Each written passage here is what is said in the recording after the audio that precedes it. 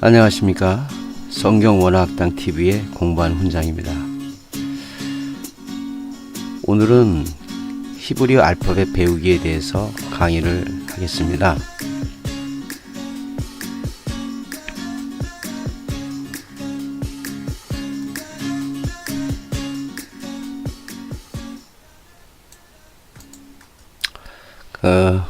음악을 조금 밝은 음악으로 좀 넣었어요. 공부를 하는데 너무 처지면 좀 그럴 것 같아서 좀 음악을 좀 밝은 거로 좀 놓고요.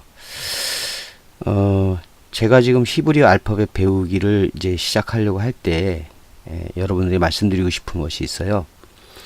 히브리어 알파벳을 히브리어 어학 공부식으로 하는 그 영상들은 지금 유튜브에 아주 자세하고 잘 설명되어 있습니다.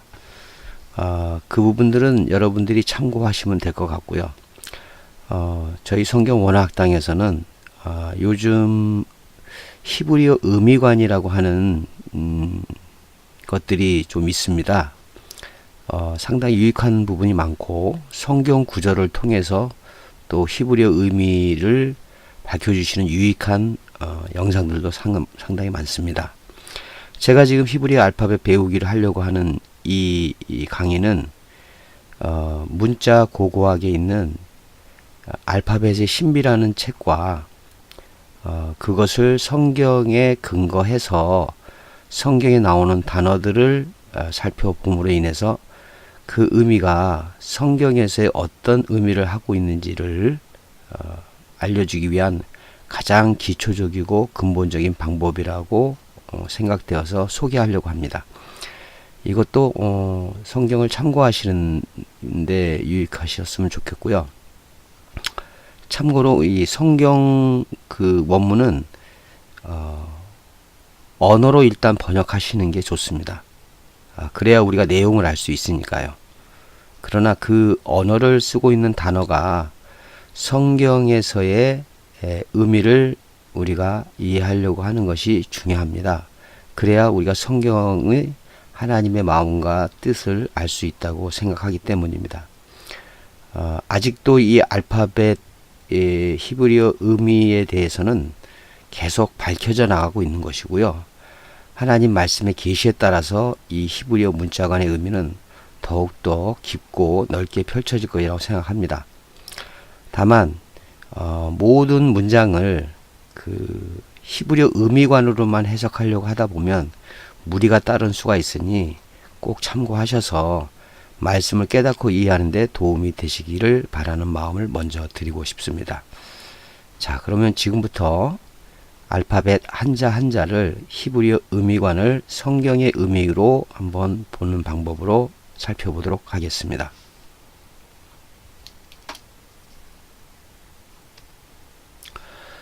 지금 여러분이 보시는 이 구절을 먼저 보시면요. 너희가 성경에서 영생을 얻고자 생각하고 성경을 연구하거니와 이 성경이 내게 대하여 증언하는 것이라. 이 말씀을 기반으로 해서 이 문장을 구성하고 있는 단어, 또 단어를 구성하고 있는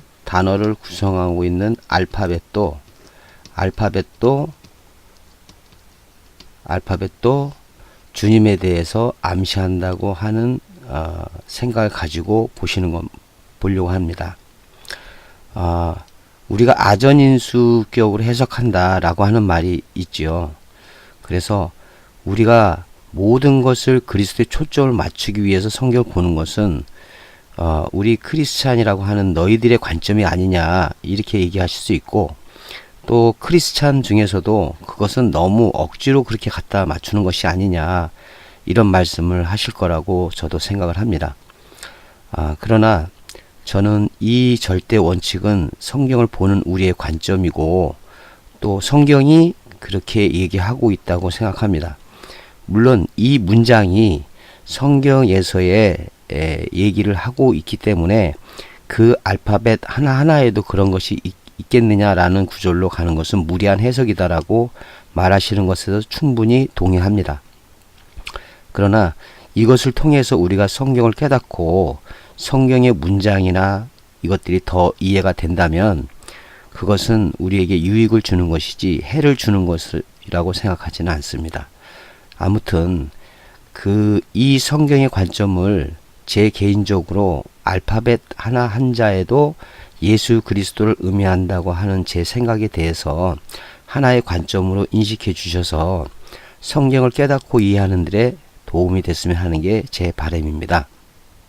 자, 그러면 지금부터 알파벳 한자 한자를 이런 관점에서 살펴보도록 하겠습니다.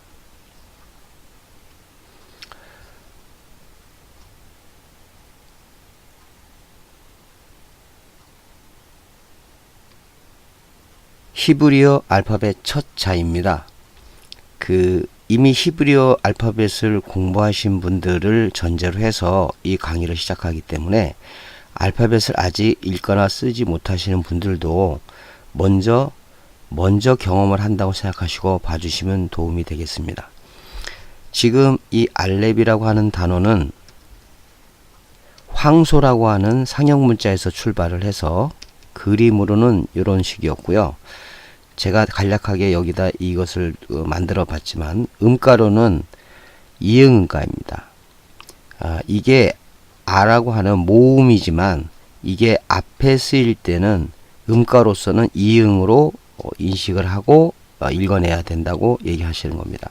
그리고 문자의 변천이라고 하는 이 부분이 있는데요. 이 부분은 이집트를 기준으로 해서 봤을 때 애굽이 이집트라는 사실은 여러분이 아실 겁니다. 이 이집트의 그림에서 시나이 문자에서 또 가나안 문자에서 게젤 문자에서 페니키아 문자, 그래서 오늘날 현대 필기체 또는 현대 인쇄체로 이렇게 변천이 됐습니다. 이 부분들은 여러분이 유튜브에서 문자의 역사를 동영상들을 참고하시면 충분히 이해하실 수 있고, 한 가지 좀 여러분들이 신경 써야 되는 것은 이 이집트나 시나이나 가나안이나 게젤이나 페니키아는 성경에 나옵니다. 그래서 이 문자 고고학에서 발견된 것들을 여기다 게재를 해서 여러분들이 이거를 이해하는 데 도움이 되도록 말씀드리는 겁니다. 그리고 이 히브리어 문자관에 대해서는 메시아닉주라고 하는 유대인 중에서 예수 그리스도를 믿는 사람들에게 있어서도 이 문자관이 있다고 얘기를 하고 있고요.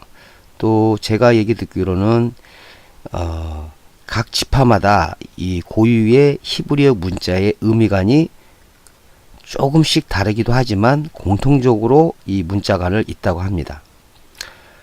그래서 이 의미관으로 볼 때는 아까 말씀드린 황소, 소, 이 상형 문자가 성경에서는 하나님을 상징하고 있다고 하고요.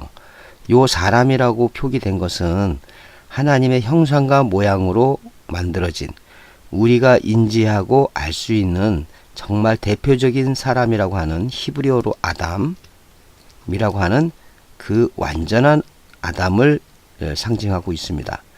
그리고 뒤에 부분에 이 배움이라고 하는 것은 우리 국내에는 또 다른 의미관을 얘기하시는 분이 계신데, 이 알렙은 이 단어가 쓰여진 것을 통해서 인지된 것이 배우다.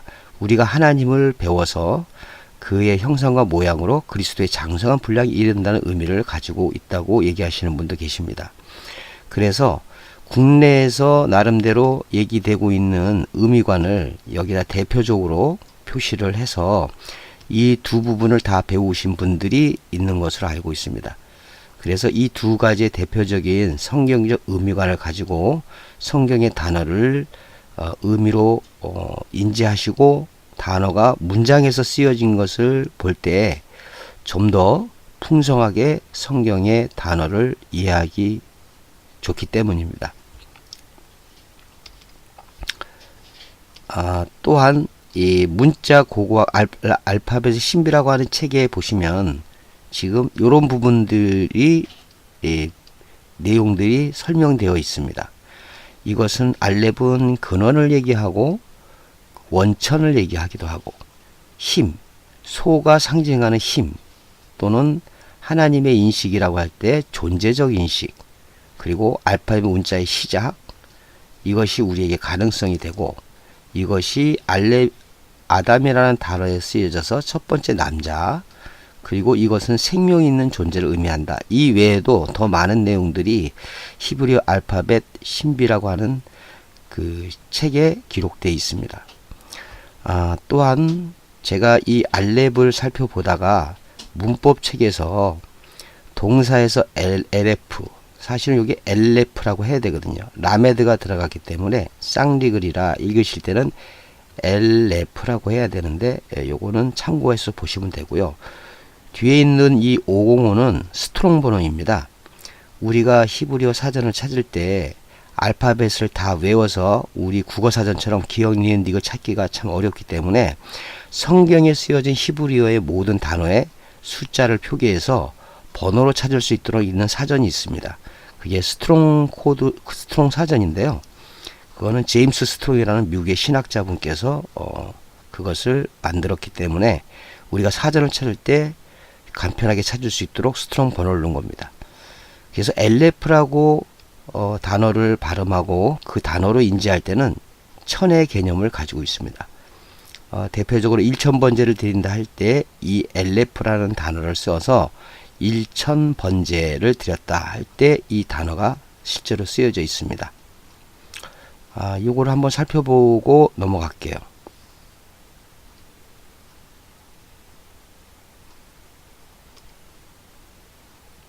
자, 여러분 여기 보시면 그 열왕기상 3장 4절에 이에 왕이 제사하러 기브온으로 가니 거기는 산당이 큼이라 솔로몬이 그 제단에 1000번제를 드렸더니 할 때 요 1000이라고 하는 부분인데요. 요것을 원문으로 바꿔보도록 하겠습니다.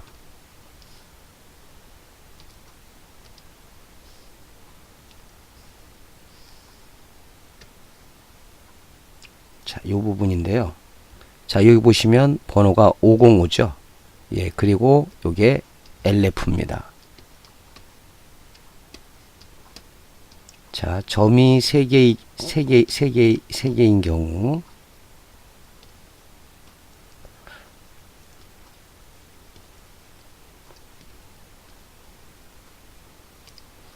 점이 3개 에라고 하니까 이응에 리을은가가 2개이기 때문에 하나는 앞에다 받침으로 쓰고요.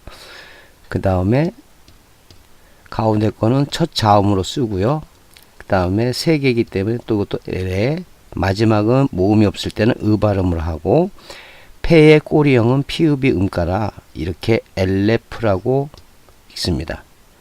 그래서 이게 1000번제를 드렸다 할 때 이 알레프라는 이 알파벳이 엘레프로 단어로 사용이 될 때 이렇게 1000이라고 숫자의 개념을 가지게 되는 것입니다. 자, 이 부분은 설명이 됐고요. 그 다음에 이 문법책에 보시다 보면 이 알레프와 연관해서 여러 문법, 동사, 형용사, 명사 이런 걸 참고하다 보니 이 알렙에 관계되어서 유익하다고 생각된 것을 여기다 좀 정리를 해놨습니다. 전체가 다가 아니니까 여러분이 참고만 하시기를 바랍니다. 단어의 중간에 쓰일 때는 침묵음이다. 발음하지 않는다는 겁니다. 침묵하는 자음이 몇 개가 있는데요. 그것은 문법 설명에서 하기로 하고, 다만 중간에 쓰였을 때 모음이 없습니다. 그리고 그렇게 쓰여졌을 때는 이렇게 알렙은 발음하지 않는다 이런 얘기고요. 또 문법에서 동사 앞에서는 1인칭 미완료태로 쓴다. 이거는 동사의 인칭 변화에 태에 보시면 거기서는 이렇게 쓰여지는 것을 알 수가 있습니다. 정확한 것은 문법 공부하실 때 우리가 적용하기로 하고요. 이 알렙에 관한 이 알파벳의 정보에 좀 도움이 될 거라 생각돼서 미리 넣어둔 겁니다. 참고하시기 바라고요. 자, 그리고 또 하나는 이 알파벳 신비라는 책은 영어의 A가 도대체 어디에서 왔나라고 했을 때 히브리어 문자를 기준으로 해서 설명할 때 이 히브리어를 기반으로 해서 중심으로 봤을 때 영어가 A가 여기서 왔다는 것으로 얘기하고요. 그 다음에 이것이 또 헬라어로 갔을 때의 변천도 이 알렙에서 기원했다라고 보여주는 겁니다. 히브리어 알파벳의 신비라고 하는 책은 바로 영어가, 오늘날 영어가 어떻게 문자가 됐을까를 중심으로 기록된 것이라 여러분이 그 책을 보실 때 이런 부분을 참고하시면 될 겁니다. 그리고 이 지금 왼쪽에 이 부분을 보시면요. 자, 이 부분은 제가 쓰는 과정도 이렇게 써놨습니다. 나중에 이 책이 지금 다 디자인이 되고 이미 등록을 해놨지만 아직 인쇄나 이렇게 나오지 않았기 때문에 나중에 이 책들이 다 교정과 이런 걸 다 검수가 끝나면 여러분들에게 이 책을 구입할 수 있는 데를 알려드리도록 하겠습니다. 이렇게 먼저 쓰시고요. 자, 쓴 상태에서 그 다음 이렇게 지금 쓰는 순서를 제가 미리 놓아서 여러분들이 쓰는데 도움이 됐으면 하는 부분입니다. 다시 써보시겠습니다. 자, 요것은 어렵겠지 않고요. 이런 식으로 씁니다. 쓰고요. S자 모양 같이 써주시면 되는 겁니다. 자, 그래서 이 알레프라고 이 알파벳은 이 아라비아 숫자가 사용되지 않았을 당시에는 이것은 숫자로 대용했을 때는 1이고요. 아까 같이 단어로 엘레프라고 얘기했을 때는 1000이라고 하는 것으로 쓰여지는 것입니다. 또 하나 좀 참고로 말씀드리고 싶은 것은 히브리어의 알파벳 제가 만든 이 책에 성경 원학 때 만든 책에는 일부 순서가 전통적인 것과 다르다고 말씀하는 분이 계신데요. 예, 그 부분도 여러분들이 참고하셔서 보시면 되고, 저는 일단 이런 방식으로 쓰는 것을 기본으로 생각하고 배웠기 때문에 이렇게 알려드리는 겁니다. 쓰는 방법은 결국 글자를 잘 쓰기 위한 하나의 원칙이기 때문에 크게 틀리지 않고 예민하고 이렇게 다른 부분들은 여러분들이 인지를 하셔서 자기가 히브리어를 쓰는 데 있어서 좀 더 수월한 방법으로 연습하시면 되겠습니다. 그리고 이제 중요한 것은 이 알렙이라는 것을 우리가 발음을 할 때 우리가 배웠듯이 이것이 모음이지만 처음에 쓰였을 때, 단어에 처음에 쓰였을 때는 이음가를 갖는다고 얘기해 드렸습니다. 이 부분이 모음이죠. 요 밑에 위에 있는 것은 자음이고요. 밑에 있는 것은 모음입니다. 요거를 조금 쉽게 설명을 해드리겠습니다.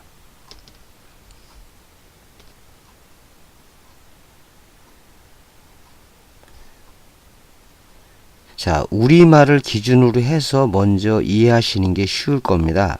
지금 여기 샘플이라는 단어가 있는데요. 이렇게 샘플, 이 샘이라는 단어만 우리가 보면 우리가 가끔 이렇게 쓰는 경우도 있죠. 우리 시옷, 에, 미음, 피읍, 리을, 이렇게 한글을 오른쪽으로 풀어쓰기로 이렇게 우리는 할 수 있습니다. 마찬가지로 히브리어는 이 자음을 위에 쓰고 모음을 발음하기 위해서 모음을 요 밑에다 씁니다. 만약에 우리가 그런 식으로 간다면 우리도 이렇게 쓸 수 있겠죠. 미음, 피읍, 리을. 자, 우리도 이렇게 원리를만 앉아주면 요것이 세. 위에 쌍자음으로 시작되는 것은 비읍, 미음, 쌍기역 이 몇 개 외에는 없기 때문에 미음과 피읍이 이 미음이 다음 단어에 앞으로 쓰일 수 있다는 가능성은 우리는 없다는 것을 알고 있기 때문에 이것이 바로 요 밑에 받침으로 쓸 것을 충분히 이해하겠죠. 그리고 프의 리을이 붙겠죠. 여기 뒤에 또 다른 자음이 아직 없기 때문에 쌍리글로 시작되는 그것이 위로 자음이 되는 게 없기 때문에 우리는 이렇게 인지합니다.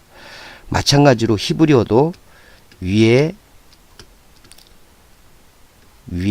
자음으로 쓰고요. 이것을 읽어내기 위한 모음을 요 밑에다가 표기했다는 것입니다. 이런 식으로 표기해서 자음과 모음을 위아래로 파악을 해서 이렇게 발음으로 읽어낸다는 거죠. 이해하셨죠? 한글을 이해하듯이 히브리어를 이해하면 우리가 좀 더 이해가 쉽습니다. 그러나 아무것도 모르는 상태에서 우리말의 기반도 없이 다른 나라 언어를 처음 접할 때 그 언어 방식으로 처음 배운다는 것은 사실상 힘든 부분이 너무 많기 때문에 하나의 요령으로 여러분들이 인지해 주시면 좋겠습니다. 다시 알파벳으로 돌아가 보겠습니다. 자, 알렙으로 돌아왔는데요. 지금 우리가 알렙이라고 또는 알레프라고 이 발음하는 것은 지금 이 히브리어 자음 메드페 이것을 다 읽어서 발음한 것입니다. 자, 그래서 이미 이제 나중에 문자를 다 알레프부터 타부까지 다 배우시면 이 알레프라고 하는 이 단어가 하나님을 상징한다고 했는데, 이거는 알렙이라는 첫 자음이 상징하는 것에 대한 표기고요. 그러면 이 알레프라고 발음하는 이 알파벳 표기를 불러낸 이것은 또 무엇을 의미할까? 아까 전자를 말씀드린 대로 모든 성경은 나에 대해서 증거한다고 했을 때 우리가 이 세상에서 인지할 수 있는 하나님의 모습으로 나타난 하나님의 육신을 통해서 이 땅에 오신 분이 예수 그리스도라고 우리가 인지하기 때문에 이분에 대해서 이 문자가 얘기하고 있다고 생각을 하는 겁니다. 그리고 유대인들도 기다렸다는 것이 메시아이고요.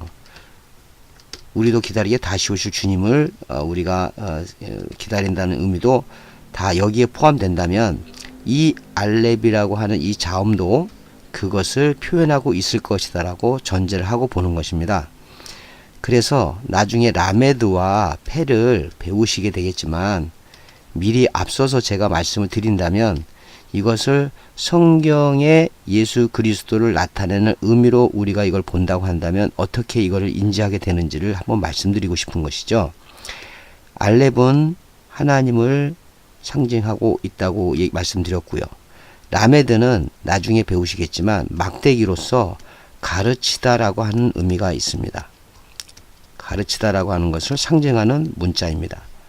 페는 사람의 옆모습에서 말하는 것을 해서 하나님의 말씀을 말한다 라고 하는 말하다의 의미가 있습니다. 자, 그래서 하나님, 가르치다, 말하다. 자, 이것이 알레프입니다. 우리에게 나타나신 하나님은 예수 그리스도이시죠. 그리고 그분은 가르치십니다. 무엇으로 가르치냐면 로고스, 하나님의 말씀으로 가르치십니다. 그래서 알레프는 하나님이고 이 하나님이 우리에게 나타나셔서 가르치는 분이 예수 그리스도이십니다. 그래서 알렙은 하나님을 상징하기도 하고 구약적 표현으로서 하나님의 형상과 모양으로 창조된 그 아담. 그래서 아담은 오실 자의 표상이다. 이렇게 되는 것입니다. 이렇듯 히브리어 단어 속에서도 이 알파벳 속에서도 그분을 드러내고 있다는 것이 이 히브리어 문자 의미를 배우는 목적이고 유익입니다. 자, 그러면 다음 단어로 살펴보겠습니다. 자, 다음은 베트인데요. 베트는 집을 상징하고 있고요. 여기에서 만들어진 상형 문자입니다. 그리고 아까 설명 안 드렸는데 요거는 이제 중간에 이집트 문자를 대표적 놓은 거고요. 요 베트에 해당되는 유익한 단어를 처음 찾아볼 때 이 단어와 똑같은 단어가 있다는 것이죠. 우리가 이걸 베트라고 하는데요. 스트롱 번호 1004. 베트라는 단어도 집입니다. 너무 놀랍지 않습니까? 문자가 상징하는 것도 베트, 집이지만 집에서 유래했지만 이 발음하는 베트라고 하는 단어도 단어로 사용되어질 수 있다는 거죠. 이런 알파벳 자음이 꽤 있습니다. 그래서 베트는 여기는 바이트라고 되어 있죠. 자, 요거는 선은 다 아 발음을 하기로 했기 때문에 바, 비읍 음가의 바, 요드는 음가가 이응이고요. 자음이. 그 다음 밑에 히렉이라고 하는 점 하나는 이 모음이라 바이 타부의 티귿과 모음이었기 때문에 으 발음을 해서 바이트. 그래서 바이트가 집입니다. 베트라고 하는 알파벳 발음과 바이트라고 하는 이 자음은 같고, 우리가 말을 함으로 인해서 이 단어를 쓸 때는 바이트라고 해서 이걸 집이라고 얘기합니다. 뭐 참고로 재미있는 얘기지만 컴퓨터의 픽셀 단위, 그것도 바이트라고, 1바이트라고 하지 않습니까? 그것도 집의 개념이고 공간 개념이라 이게 너무나 좀 재밌고 신기한 것이죠. 자, 그러면 아까 그 의미관으로 다시 살펴보도록 하겠습니다. 여기 점을 찍은 거는요, 베가드 케파트. 베가드 케파트 자음 안에는 점을 찍는다. 맨 앞에 사용돼서 점을 찍는다는 표시를 제가 해드린 거고요. 자, 요 베트는 요 모음문가가 요드와 체레는 에 발음이라 베티의 비읍과 마지막 타부의 티귿의 모음이었기 때문에 베트라고 발음을 하는 겁니다. 자, 그러면 의미관으로 보실 때 지금 베트는 집인데 상용문자, 이거는 성경에서는 하나님의 성전을 의미한다. 그리고 그 내면에 어떤 또 다른 깊은 의미는 뭐뭐 안에라고 한다. 저는 추천하기를 일단은 앞에 있는 부분들을 다 외우시기를 바랍니다. 그리고 특별히 외우지 않아도 이 문자에서 의미하는 바를 여러분들이 이해했기 때문에, 아, 베트는 집에서 유래했는데 그 집은 성경에서 성전을 얘기하겠지라는 것은 너무나 당연한 논리이기 때문에 이 부분을 암기하거나 외우는데 굉장히 용이합니다.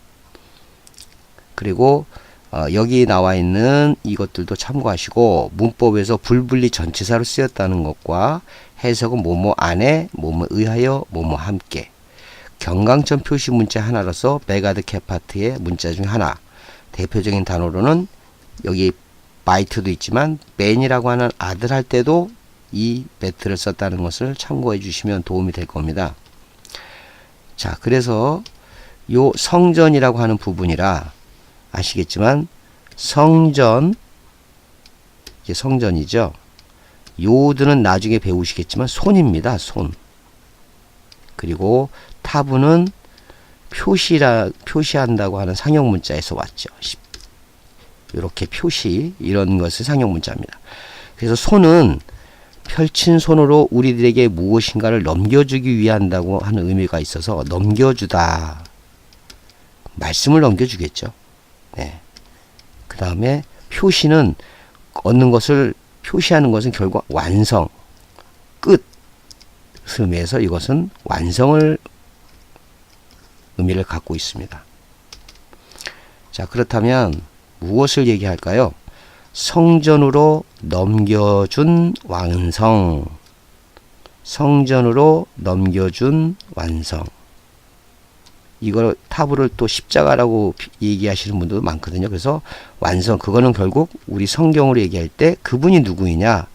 성전. 성전의 구약에는 성전이 결국 예수 그리스도가 참 성전이라는 것을 여러분 들으셨죠? 성경에 표현되어 있습니다. 그래서 그 성전으로 넘겨준 완성. 구약의 입장에서는 보이는 성경, 보이는 성전이 하늘의 모형이기 때문에 그 모형의 완성이신 예수 그리스도를 의미하고 있다고 이것도 설명하고 있는 것입니다. 의미가는 이렇듯 예수 그리스도에 관해서 증명할 수 있는 것들이 이렇게 표현되어 있다는 것이 우리가 의미관을 배우는 중요한 목적이기도 합니다. 자, 그 다음 단어를 보도록 하겠습니다. 자, 다음 단어는 기멜이란 단어인데요. 기멜. 이것도 베가드 케파트 문자 중에 하나이기 때문에 베가드 문자 하나이기 때문에 점이 들어가 있는 걸 표시를 해두는 거고요. 기멜의 기역과 히렉, 미음, 그렇죠? 미음, 에, 요 모음이 에고요. 라메드 끝에 쓰였기 때문에 쌍자음이지만 자음이 두 개지만 하나로밖에 쓸 수가 없겠죠. 기멜. 그래서 기멜이 되는 겁니다. 쓰는 순서는 지금 여기 표시된 대로 이렇게 쓰시면 되고요. 자, 그리고 이것은 낙타를 상징하고 있는데 낙타에서 온 문자라 이것은 광야를 지나서 옮겨주는 역할을 하기 때문에 이것은 성숙한 것을 의미하기도 합니다. 또는 단어 중에서는 젖대다라고 하는 단어 속에도 사용이 되었습니다. 그래서 이것은 성숙한 사람만이 광야를 통해서 갈 수 있다. 우리가 애굽에서 광야에서 가나안 가는 것이죠. 이 여정 중에 광야의 여정 중에 이동수단이 기멜이고 이렇게 사람을 태워 갈 수 있을 때는 성숙을 해야 되겠다. 성숙이 돼야 된다. 이런 의미를 갖고 있습니다. 그래서 지금 보시면 그래서 이것은 성숙을 의미하고요. 자, 맴은 나중에 배우시겠지만 물에서 온 상징 문자라 물은 말씀을 상징하고 있습니다. 성경에서요. 라메드는 아까 배워서 아시죠? 막대기는 가르치다. 성숙 말씀 가르치다. 성숙한 말씀으로 가르치다. 자, 성숙한 말씀이라는 게 뭘까요? 성경에서 그리스도의 장성한 분량에 이른 사람이 성숙한 자겠죠. 하나님의 말씀과 하나님의 뜻대로 이 세상에서 살고 그 말씀을 전하시고 가신 분이 예수 그리스도이기 때문에 성숙한 말씀으로 가르치시다. 그분이 누구이냐? 예수 그리스도입니다. 자, 그럼 참고로 여러분들 이런 생각을 하실 거예요. 왜 그러면 알렙도 예수 그리스도요, 베트도 예수 그리스도요, 기멜도 예수, 그럼 앞으로도 다 이게 다 예수 그리스도를 얘기한다고 지금 얘기할 건데 왜 이렇게 문자들이 다 다른 문자들을 가지고 예수 그리스도에 대해서 얘기할까요? 예, 현명하신 분은 이미 답을 얻으셨을 겁니다. 성경이 왜 창세기 1장 1절만 기록하지 않고 성경이 왜 66권이나 우리에게 주어졌을까요? 이것이 정경이 되기 전까지는 더 많은 성경이 있었다고 하는데 그렇다면 왜 성경을 66권이나 필요할까요? 진리가 하나인데 왜 이 진리에 관해서 이렇게 많은 얘기들을 하셨을까요? 예, 그거는 우리의 상태가 다 다르기 때문이죠. 마찬가지로 예수 그리스도에 대한 우리의 인식과 믿음의 차원과 말씀에 아는 차원이 각자 생명의 그리스도 장성한 분량에 이르는 여정이 있기 때문에 예수 그리스도가 문자로서 하나님의 감동으로 쓰여진 성경에서 표현될 때 이렇게 하나님에 대한 인식, 예수 그리스도에 대한 의미들이 이 문자 단어 속에서 그 어떤 단어를 통해서 보이는 세상에서 우리가 인지할 수 있는 어떤 단어를 통해서 하나님의 뜻으로 기록된 성경 구절을 이해하는데 근간이 되는 예수 그리스도에 관한 우리들의 인식의 차원에서의 다양한 개념이라고 생각하시면 될 겁니다. 그래서 알렙부터 타브까지의 문자가 가지고 있는 이 의미는 예수 그리스도에 대한 우리들의 다양한 표현, 다양한 인식을 통해서 우리 안에서 그리스도의 형상과 모양으로 만들어 가시는 하나님의 가르치는 교육의 여정이고 성령의 인도함으로써 우리들이 그리스도의 장성한 분량에 이르도록 하기 위한 그분의 이 세상에 보이는 문자에 대한 배려라고 생각합니다. 이 한 강의로 다 끝낼 수 없기 때문에 오늘은 기멜까지 말씀을 드리면서 마지막으로 여러분한테 말씀드리고 싶은 것은 이 히브리어만큼은 꼭 읽고 쓰셨으면 합니다.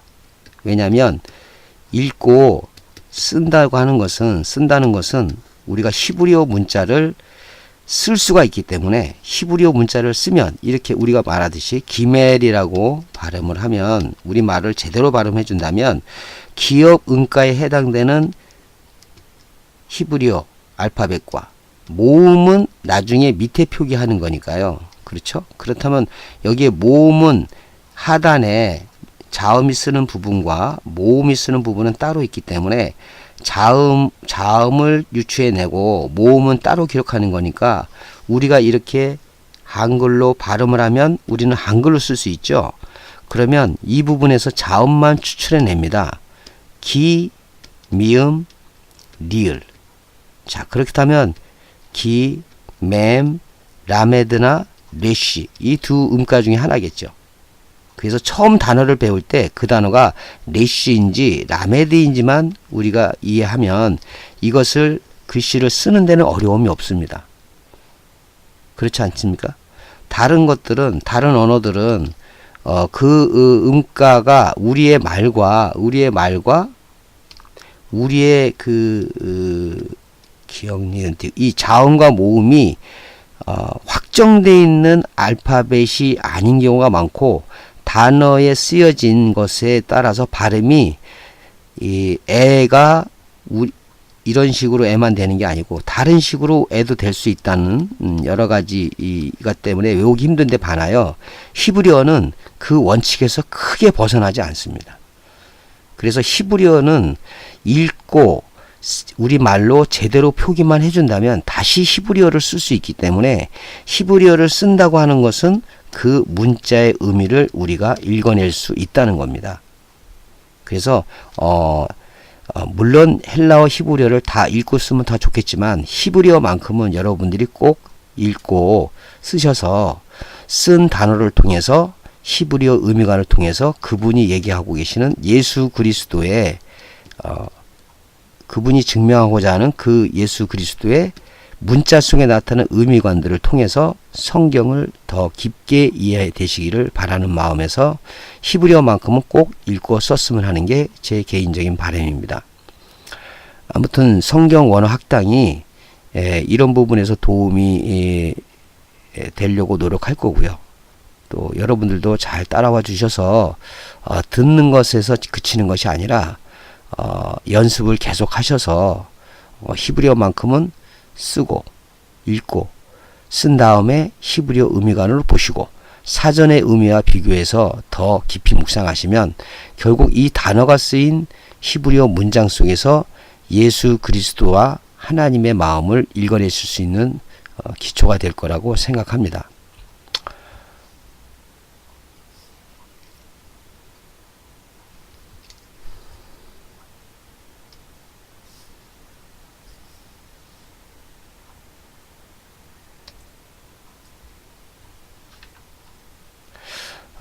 모쪼록 오늘 강의가 조금 좀 길었지만 여러분들이 히브리어를 앞으로 이제 의미관을 배우시는데 도움이 됐으면 하고요. 기멜 이후부터는 조금 더 빠르게 진행을 해서 히브리어 의미관 알렙부터 타브까지 여러분들이 공부하시는데 도움이 되도록 노력하겠습니다. 오늘 강의를 들어주셔서 대단히 감사합니다.